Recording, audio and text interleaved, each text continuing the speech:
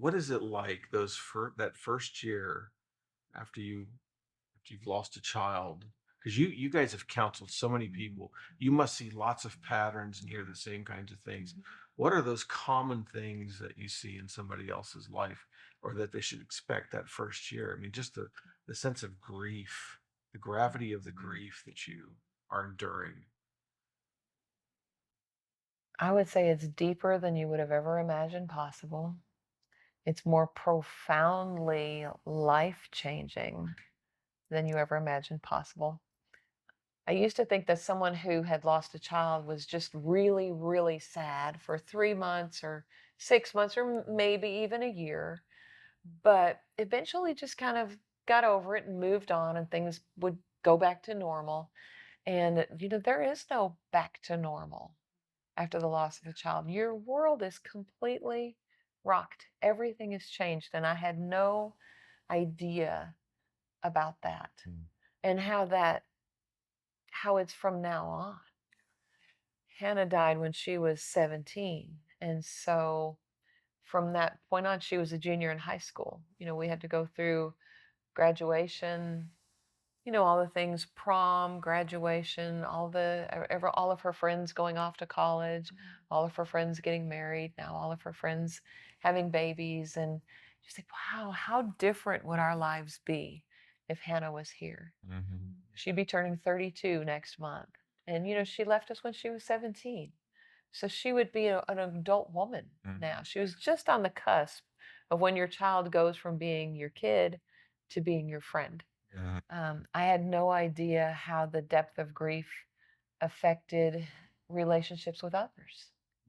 That our friends and our family members no longer understood us.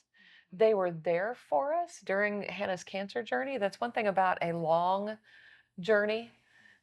People were there for us, and, people would bring food to our house, and people would visit us in the hospital, and all of those things. And after Hannah went to heaven, that continued for a little while, and then it fell away. People went back to their regular lives.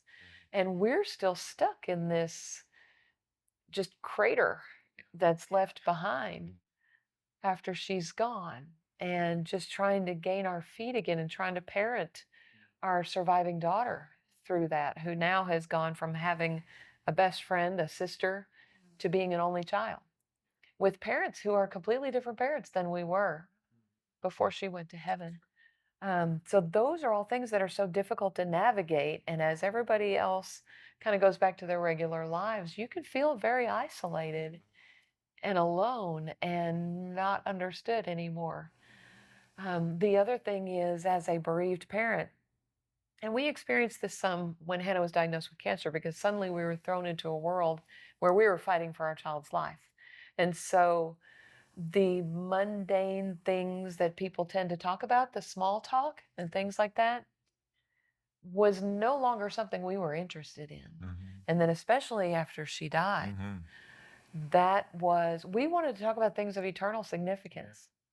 That's all we wanted to talk about. And to go to, I don't know, just a gathering with friends, or to watch a ball game with a group, or even in our Sunday school class, even in our Sunday school class, where we are talking about things of eternal significance, we still were on such a different plane than everyone else. And so it's very isolating.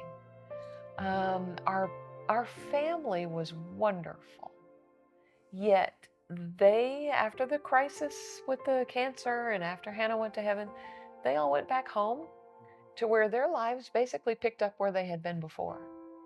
And so even our closest family, as wonderful as they were, and as much as they tried to be there for us, they couldn't understand what it was like living day to day with that empty bedroom in our house, and every day taking out 3 plates for dinner instead of 4.